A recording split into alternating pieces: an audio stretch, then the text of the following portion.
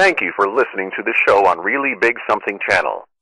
December 4th, 2017. 105 here on the great WRKO. Okay, in 30 minutes, you don't want to miss it. It is the biggest sex abuse scandal in Massachusetts politics. What is really going on here? What went on behind the scenes? And will there be real repercussions? But first, he's back. Billy Bush of the infamous Billy Bush tape on Access Hollywood. So, what's going on now to me is very obvious. The Democrats and the mainstream media are essentially launching a two-pronged attack. One is going to be obstruction of justice. The other one is they're going to try to get Trump on sexual harassment or sexual assault allegations. Now, so if one tack doesn't work, they're going to try to get him on the other tack. Now, what they can't answer so far on obstruction of justice, which is why the Moonbats are going crazy, is what's the underlying crime? In other words, okay, Flynn pled guilty to lying to the FBI. Okay, what's the underlying crime?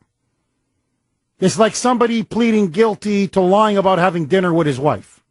He was having dinner with his wife, in this case, meeting the Russian ambassador, where they discuss sanctions, resolutions on Israel. Okay, fine, he lied. Why he lied is beyond me, but he lied. Fine, but what's the underlying crime? It's not having dinner with your wife. Well, or it's not talking to the Russian ambassador. It's no crime to talk to the Russian ambassador when you're the incoming national security advisor. I mean, it's absurd. So they're going to try to whip up a media frenzy to try to bleed Trump's numbers. The other track, and it's now been quite obvious for a while, is they want to paint Trump as a sexual harasser and as a sexual predator. Again, to overturn the 2016 elections. They will not let that election stand. And so if you've noticed now, they're trying to establish an MO, a pattern, whereby if an allegation is made, it must be believed. Especially if the victim is a conservative, if the target of the victim, of the alleged victim, is a conservative or a Republican.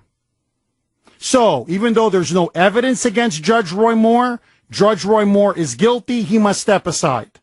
Conyers, he's keeping his seat. Al Frankenstein, he's keeping his seat.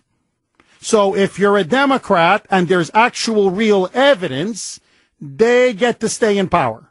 But if you're a conservative or a Republican, the minute the allegations are made, you have to go. The first one is a political witch hunt. The second one is a cultural witch hunt. And Billy Bush now is going to be speaking to Steve Colbert. He's giving an interview tonight. He's expected to make news. Billy Bush, as you know, of the Bush family, they despise Trump. They are part of the Never Trump resistance movement. Still very bitter that Trump defeated, in fact destroyed, Jeb Prestu for English Bush, Jebito. And so now he's trying to resuscitate his career with a huge mea culpa. And his big mea culpa campaign was an op-ed piece published in the New York Times. And I've got to say, it's pathetic. So, Billy Bush, yes, Donald Trump, you said that. And so, writing in the New York Times, this is his lead. He said it, grab him by the, can't say the word, it's a family show, grab him by the P. Of course, he said it, and we laughed along. And so he said that during that infamous tape in which Trump was being recorded, there were 7 other guys present on the bus at the time, according now to Billy Bush, quote, and every single one of us assumed we were listening to a crass stand-up act he was performing. Surely we thought none of this was real. That was then. This is now. Now, in the Trump era, Bush, desperate now to try to get his career going again, has now prostrated himself at the New York Times to the entire media class, saying, please, please, please forgive me. I committed a heresy by laughing along with Trump in that tape. Please take me back into your good graces. So listen now to this. Now he's claiming, yeah, we all thought it was locker room talk then, nothing really serious. Now, no. Now it's a confession. Now it's evidence. Now it's, you got to take him down. Now he's guilty of sin. So listen now to Billy Bush. We now know better. And he says that now, looking at these women that alleged sexual misconduct by Trump, he names some of them: Natasha Stoyanov, Rachel Crooks, Jessica Leeds, Jill Harth. He says there are 20 women and counting, have alleged involved forceful kissing. Mrs. Harth, he said, that Trump pushed her up against the wall with his hands all over her, trying to kiss her. Quote, he was relentless, she said. I didn't know how to handle it. According to Billy Bush, quote, her story makes the whole better use some Tic Tacs and just start kissing them routine real. I believe her. Kristen Anderson said that Mr. Trump reached under her skirt and, quote, touched her, I can't say the word, her V, her genitals, that's all I can say, through her underwear, unquote, while they were at a New York nightclub in the 1990s. According to Billy Bush, quote, that makes the grab 'em by the, can't say the word, P, routine real. I believe her. So he now says that Trump, with this massive sex abuse scandal afflicting the country, that this now goes higher than Harvey Weinstein. It goes higher than Hollywood. It goes higher than Washington. It goes higher than Judge Roy Moore. It goes higher than all of them. It goes straight to the president himself. And so Billy Bush is now demanding that all the women of the United States and all the men unite to bring down Trump, saying that he is the sexual predator in chief. And here's what he wrote. At the time, 12 years ago, he said, look, my job was to get close with big celebrities, establish a bond with them, do good interviews that would get high ratings. He said NBC tripled his salary because his ratings were very good. So he said we laughed off the Trump comments. Quote, none of us were guilty of knowingly enabling our future president, but all of us were guilty of sacrificing a bit of ourselves in the name of success. And so now he says he sacrificed his soul, a little bit of him, for success. Because he really should have believed him. He didn't, and neither did anybody else. But now, wink, wink, will you take me back? Wink, wink, can I get my old job back? Wink, wink, can somebody give me a job? Wink, wink, do I have to continue to be a pariah? Now he believes him.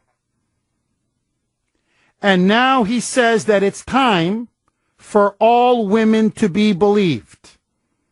And so he says to the women that were allegedly assaulted or groped by Trump, quote, you are culture warriors at the forefront of necessary change. That is to bring down the president. And he says in particular that it's time to listen to the activist and gender relations expert Jackson Katz, by the way, an arch feminist, who says this is not a women's issue, it's a men's issue. That women have a problem, but men have the real problem. Because it's men that are constantly the sexual aggressors and the sexual predators. In other words, let's cut to the chase. Regardless of whether these allegations are true or not, whether they've been substantiated or not, whether there's a shred of evidence, whether they've been proven, whether there are witnesses, pictures, settlement agreements, whatever. In other words, unlike Al Frankenstein and John Conyers, they have to be believed, and Trump must go. Mea culpa, mea culpa, mea culpa. And to me, this brings a very interesting point. This cultural witch hunt, and many of the women that say they were abused, but some weren't. Some do lie for all kinds of reasons. Personal reasons, financial reasons, office politics, they can't stand somebody. What I find incredible is notice that we're going to throw due process out the window. The hallmark of the legal system in the Anglo-American world that goes back over 1,000 years, where you have a right to face your accuser, where you can't just have anonymous smears or statements about you just simply be accepted as truth or gospel, that all men, this is a men's issue, that all men are somehow guilty of being sexual predators or enablers of sexual predators. In other words, to libel, to demonize, to smear, to slander an entire class and group of people. No problem. No problem. Just bow down at the altar of political correctness. So, let these women come out, let them share their stories, let them sue the president, and give him the right to depose them. And then we'll find out who's lying and who's telling the truth. But instead, what they want to do is, they want to get all these women coming out and saying, he touched me here, he touched me there, he kissed me here, he kissed me there, now resign and get the hell out of office. Frankenstein can stay. Conyers can stay. Those that settled with that shush fund, all those Democrats, they can stay. But Roy Moore and Trump, blank you gotta go. Will the liberals succeed in getting Trump on sexual harassment and forcing him out of office, or driving his numbers down so low, essentially making Trump a lame duck president? Will he now get ensnared in the Harvey Weinstein sex abuse scandal? John in Boston, you're up first. Go ahead, John. Jeff, the whole thing is the war on women. They were trying to blame it on the Republicans. But now we've got Harvey Weinstein. We got Matt Lauer. We have Kate Steinle, who was murdered in California by an illegal immigrant. And there's no accountability for the man who murdered that girl. Who is kidding who? No wonder they're pro-abortion, supporting Planned Parenthood, because these guys are having a field day with the sheep, probably having sex and making sure these women have abortions. Who knows what's going on? But it's obviously the curtain has been pulled, and now we know that the whole scam, the whole fraud of Republican war on women. Are you kidding me? There's a whole flock of these Democratic frauds that have been exploiting women sexually and taking advantage of them. Who's kidding who? Oh, brilliant. Scam. And Billy Bush sucking up to this thing now. All of a sudden now he's found religion. He's coming out saying, after doing that program, exploiting and just he had no problem with what he was doing with that program, exposing, just talking about mocking women sexually and everything else. All of a sudden he's found religion. Oh, who's kidding? He's now going to be the sudden sexual counselor? Ridiculous. John, thank you for that call. He's a born-again feminist. You see, he had no problem yucking it up with Trump and the other guys on the bus and snickering and laughing and joking and all and on. And it was caught on tape, locker room talk. That's what it was. Okay? Vulgar locker room talk. And now he's a born-again feminist. Now all the women have to be believed. All the women are believable. Every single woman now is telling the truth, and now Trump needs to step away. He needs to resign. And let me tell you what I think has been going on here. I think the libs have a long-term strategy. They're willing to sacrifice not all, but some of their own. Harvey Weinstein, okay, throw him under the bus. Matt Lauer, okay, throw him under the bus. Charlie Rose, okay, throw him under the bus. In other words, get a couple of these big liberal Hollywood types or media celebrities, sacrifice them. It's like a chess game. Sacrifice a couple of pawns. But in the end, to set the stage to bring down the President of the United States. That's what this is all about. Agree, disagree, Billy Bush's mea culpa. Will it work? And will it now empower the liberals and the media to go after Trump on the women who said that he harassed them? Will Trump get ensnared by the Harvey Weinstein sex abuse scandal? 617-266-6868. More with your calls. Next. John in North Reading, you're up next. Go ahead, John. Hey, Jeff, I just got two comments. One is on topic, what you're saying now, and one is a little off. The one that's a little off is with Mueller. And that's the prosecutor that he has by his side, that he's been in and out with the Enron deal, getting 85,000 people fired, and then upon appeal, the court overturns all this crap. I still think that Trump has the right to fire Mueller at any time. Yes. So if this thing is going down the road in such a bad way, and they're fabricating, bringing Flynn in, making him plea to a lie. And it wasn't even a lie. He just said he doesn't remember, but they want to qualify him saying, I don't remember, as a lie. Why doesn't he just say at some point, guys, you had long enough. You said this thing was going to be wrapped up in 6 months, 9 months, a year. We're going into the second year. There's no evidence. Why don't he just fire the guy? I think because I agree with you, John, he should. Don't get me wrong, but you're asking why hasn't Trump done it?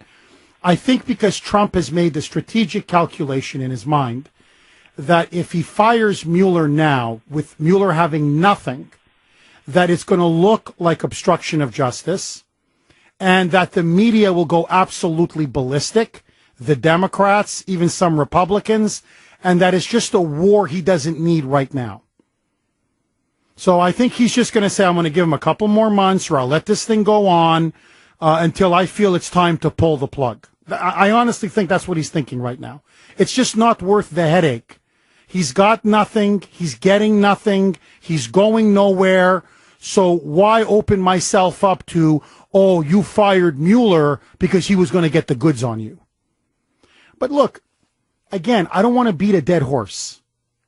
The president has every right to fire the FBI director. I mean, the FBI director works for the president ultimately.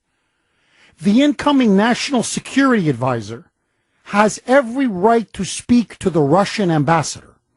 He has the right to speak to the Chinese ambassador, to the French ambassador, which is what he did. Furthermore, they even got authorization from the Obama administration to allow Flynn to speak to Kislyak because there were sanctions imposed, etc. So they said, hey, is Kislyak under the sanctions? Is he a sanctioned individual? No. So we can speak with him, correct? Yes. So let me get this straight. At the transition team, you're transitioning, starts meeting government officials from other countries. Okay, that's how it's been done since George Washington. It's just diplomacy.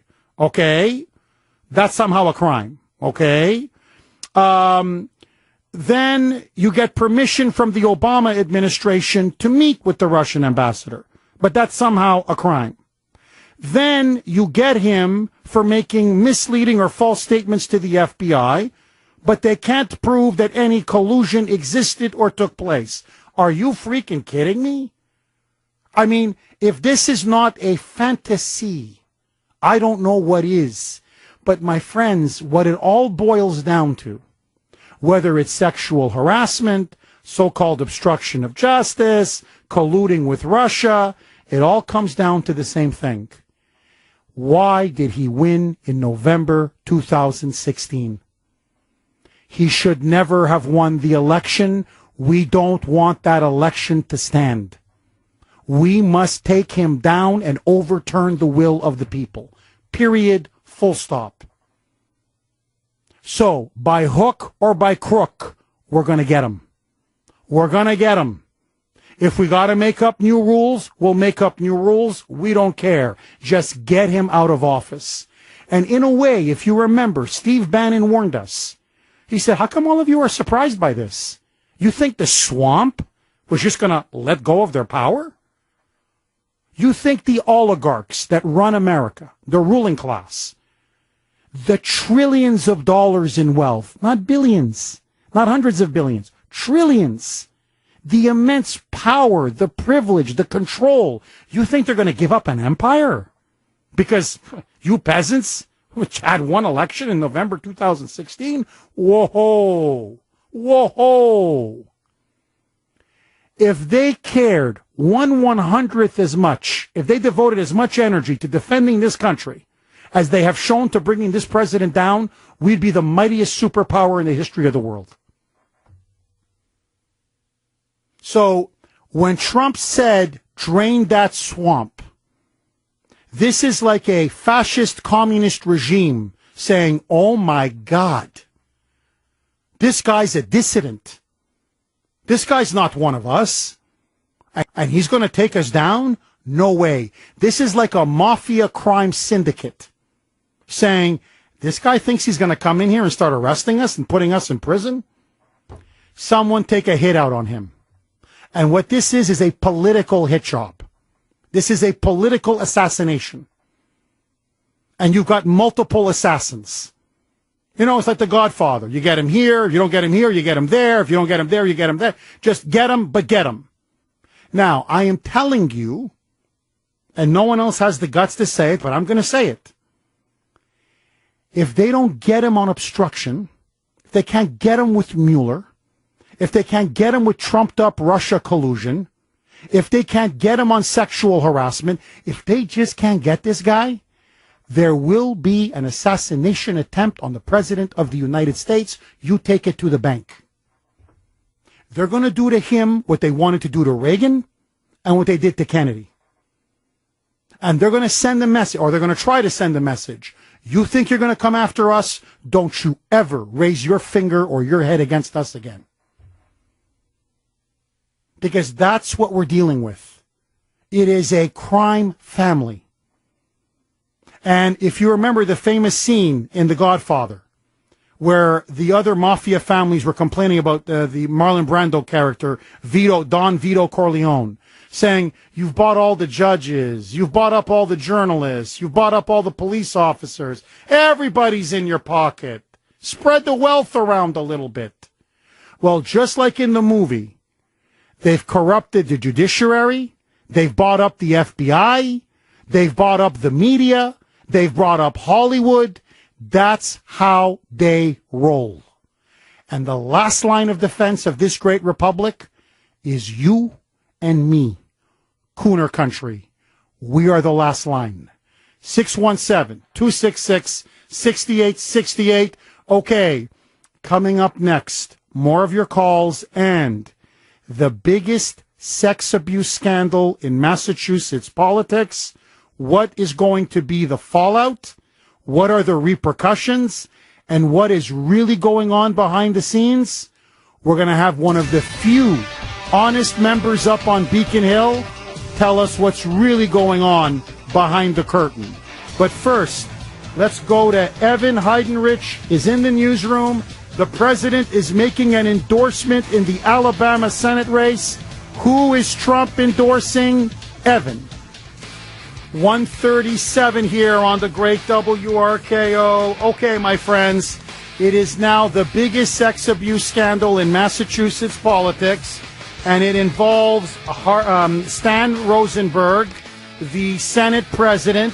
He has now just announced, or at least this morning he did, in a letter, that he will be stepping down temporarily taking a leave of absence so the investigation can go on into the sexual assault allegations against his husband, Brian Hefner.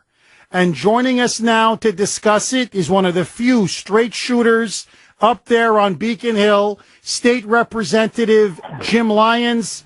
Jim, it's great to have you back on the Kuhner Report. Jeff, thanks again. I really appreciate the opportunity to speak about this. This is just an absolute outrage, what's taken place. And, it just points to the overwhelming problem on Beacon Hill. We have so many Democrats, and there is absolutely no check and balance on Beacon Hill. And in this particular case, it just points to how corrupt the system has become. Well, Jim, because you know Rosenberg, you know the culture, the political culture, the sleazy, corrupt culture up there on Beacon Hill. But for the audience, so Stan Rosenberg got a gay husband, Brian Hefner.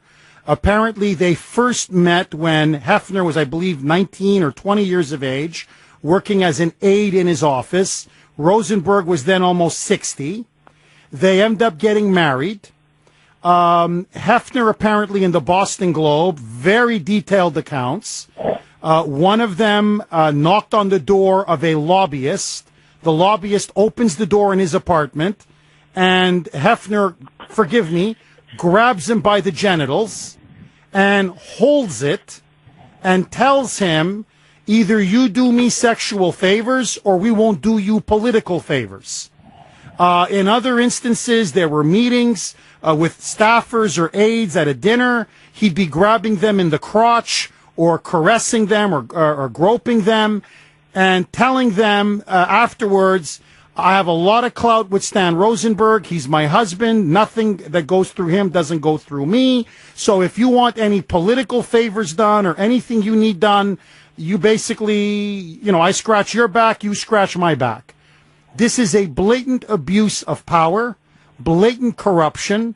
How does Stan Rosenberg, after promising everybody there'd be a firewall between him and his gay husband, clearly that firewall has now been breached, how the hell does Stan Rosenberg still have his job? He should resign, and the entire Senate should be calling for his resignation. And that's the problem up there on Beacon Hill. It's such a club. If you're part of the inside group, which the Senate could not have be a tighter organization, these folks, after what you just described, still elected this guy back in 3 years ago unanimously. The Democrats unanimously voted him to be the Senate president. What kind of decision-making and leadership is that when, as you point out, a 60-year-old has a relationship with a 19-year-old? That is who is in charge of the Senate. And this type of behavior in the Senate is also reminiscent of the fact that we had 3 speakers of the House indicted, had a huge probation scandal. The power on Beacon Hill is held by a very small group of people, and we now see that they do anything to enhance their own political well-being. And the arrogance of Senator Rosenberg is simply breathtaking. The fact that he still won't step away from this. Maybe the reason is economics, though. Maybe the reason is he wants to get to the end of the year so he can add to his pension based on the salary increase that he gave himself of over $70,000 in January. But the real problem here is real deep, and the fact is we need to bring balance back to Beacon Hill. We need to elect more Republicans, more conservatives, so there is at least a check and balance to this radical group of progressives who just simply want to rule with an iron fist. We're talking with State Representative Jim Lyons, really one of the few good guys up there on Beacon Hill. Jim, I'm just curious, Brian Hefner, the husband, the gay husband, was his influence and power and clout up in the state Senate, was it well known? What's his reputation up there on the Hill? As you just pointed out, Stan Rosenberg had to come out and make the point that there was a firewall because he was exerting all kinds of influence. And the fact is that for the president now to say that he didn't is an absolute lie. And he should simply resign. He should put this behind him, let us do a thorough investigation so we can find out exactly how much influence this person had. And so we can, at least the people in the Senate will recognize how out of control that organization is. And that a young man like this could exert that kind of influence and power and basically frighten people from coming forward. I mean, that just speaks volumes that people were afraid to come forward based on that kind of activity.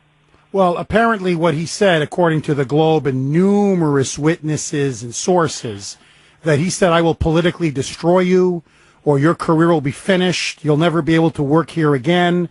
I mean, this guy appears like a real thug and a real bully. Now, does Rosenberg, though, when he's this leave of absence, this temporary leave of absence, does he still collect his salary? I believe that he does. I believe that he absolutely does continue to collect his salary, and that's even more outrageous that he continues to collect his. This is Jim. I mean, I don't want to put words in your mouth, but this is almost like a vacation. Then it's a vacation with pay. It's an absolute vacation with pay. You know, if you take a look at Senator Rosenberg's husband's website, there's a quote on it, and it says, "Never write if you can speak, never speak if you can nod, and never nod if you can wink." Talk about a thug wannabe. I mean, that's the type of individual we have. I guess Stanley wasn't aware that was on his website, but clearly the type of information that we're now gathering is that this guy was out there dictating policy, and Stanley was looking the other way. Jim, you mentioned earlier, so Rosenberg in January gave him, and obviously a lot of members up on Beacon Hill, a massive pay increase, himself nearly a $70,000 pay increase, plus a gold-plated pension. They even improved their pension benefits.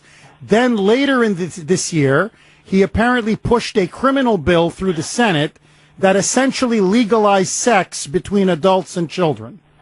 And then you have this abuse of power taking place. I mean, Jim, what does this guy have to do to lose his job? The Senate, I understand, is meeting right now to discuss that. And if the Senate refuses to act, what we're seeing once again is the absolute arrogance of power.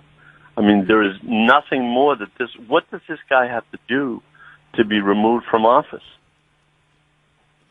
It is time that people recognize just how bad it is. When you look at the entire scope of what's taking place in the legislature, I mean, it all traces back to the leadership of Stan Rosenberg.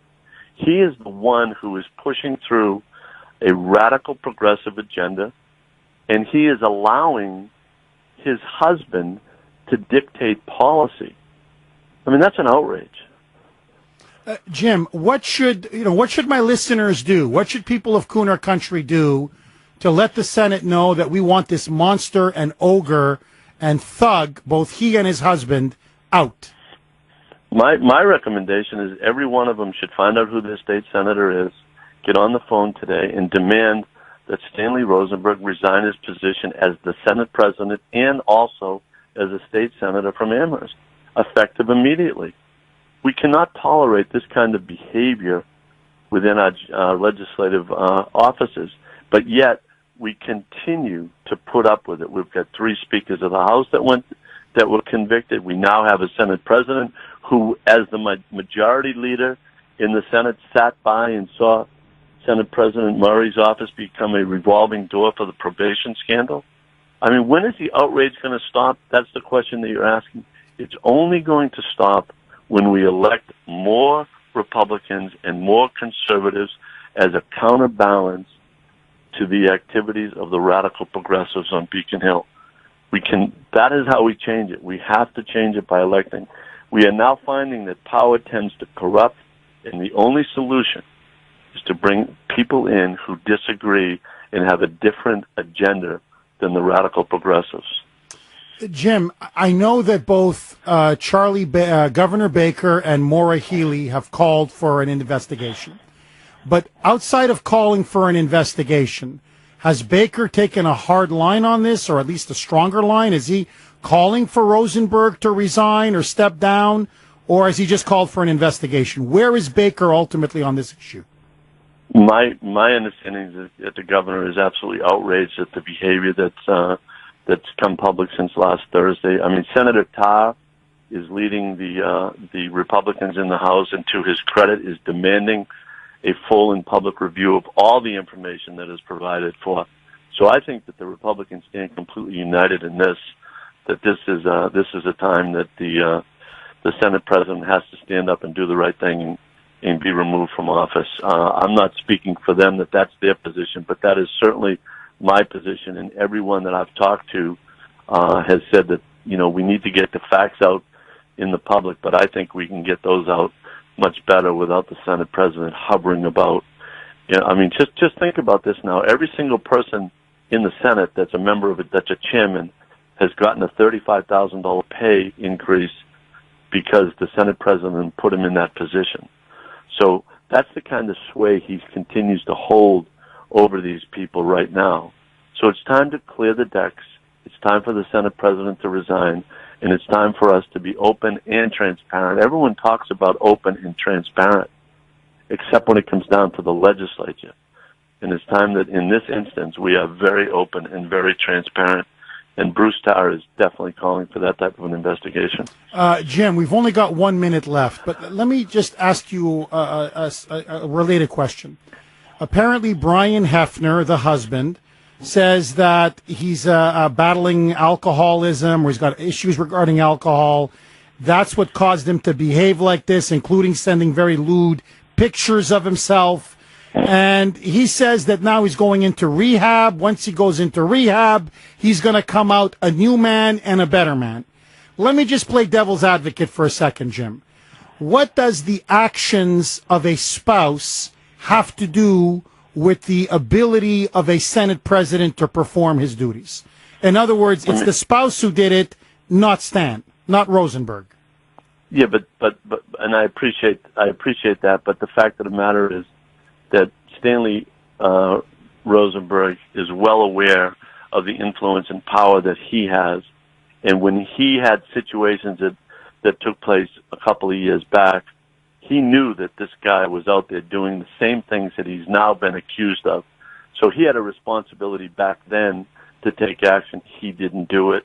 It continued to move forward. And if you really think about the decision-making of a 60-year-old man who's having a relationship with a 19-year-old, you really have to question his decision-making power to begin with.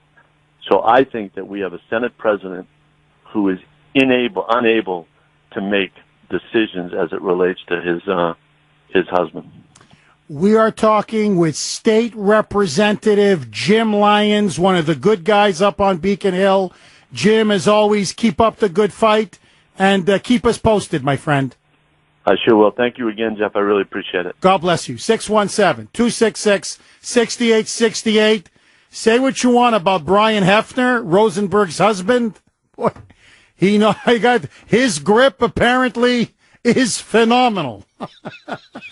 This guy could grab him with the best of them. Okay, should Stan Rosenberg go? Should he resign? And do you think he will be forced from office? 617-266-6868. Biggest sex abuse scandal in Massachusetts politics. And yet, where are the libs? I don't see them anywhere. Dave in New Hampshire, you're up next. Go ahead, Dave. Jeff, I love you, but surely you jest. A gay man from Amherst, Massachusetts, being kicked out of office? Oh, that's a good one. Oh, man. And, Jeff, just a quick dig in your last segment, and I'm so sorry to slip this in, but Dianne Feinstein funneled billions of dollars to her husband's company when she was co-chair of the Armed Services Committee or something like that. You know, you talk about the double standard. Of course the libs don't have a problem with that. So, Dave, you think a prominent gay man like Stanley Rosenberg, no matter, but I mean, Dave, let me ask you this. I mean, you know, he was the husband, Brian Hefner. I mean, he was grabbing, groping, feeling up a lot of men. I mean, don't people in the LGBTQ community say, hey, come on, hands off my junk? No, he's a liberal, Jeff. It's just like Barney Frank and the brothel in Washington. No, all liberals get a pass. Absolutely guaranteed. In fact, he'll probably run for, Senate after he gets out of the state Senate. So you think this will actually be like a career booster for Stan? My gay husband and I, we've been through a lot together. We've weathered some storms, but our relationship is now stronger than ever. I got to just, am I the only one? Like, I'm at a dinner or whatever with the Senate president and other staffers, and this guy sitting beside me, apparently this was done right in front of Stan Rosenberg. He's across the table, like staring right at him. And he starts putting his hand on, on the crotch area, and he's moving and grabbing and poking. And I mean, I'd punch him in the face. I'd be like, what are you doing down there? Instead, what I find incredible, when you read the Globe profile, all these guys were like, well, my career was going to go up in flames. I had an interest, what about my clients? Well, I put all these years in as a staffer and aide. I swear all of them said, I believe in LGBT issues. Rosenberg was a progressive hero to me. I didn't want to embarrass Stan. And I'm like, look at these sheeple. No, even when they're assaulting you, harassing you, violating your very dignity, you're still saying, what are the political repercussions? Ay, ay, ay. Okay, Bill in Newton, I've got a minute. Go. We lost Bill. Aaron in New Hampshire, I've got a minute. Go. Jeff, pretty soon we're going to have under the dinner table cam just for that situation. All right, I'll make it quick. This is on your last segment. I'm trying to figure out the end game of the establishment. We know they want Trump out, and we have a checks and balance system right now that's broken. And I think too much power is in the judicial system myself. But do you think that they want to undermine this president and future presidents so much that they can actually demean the power of the executive branch, and in other words, the perception of the importance of the president through the American people will be so low that the American people will view them as the biggest power in Washington, and they can have power over the other two branches of government. And eventually, I mean, if they have that kind of power, they can overturn any election they want, and the will of the American people won't matter at all. Bingo. I think that's the ultimate game plan. Is have these justices or judges in liberal fascist black robes determine every major issue in the country, and this way you're no longer held to account by the people. That it's liberal fascism, and it's where we're heading unless we say niet. The voice of Boston is you. 680 WRKO Boston, 93.7 WEEI HD2 Lawrence, Boston. It's 2 o'clock.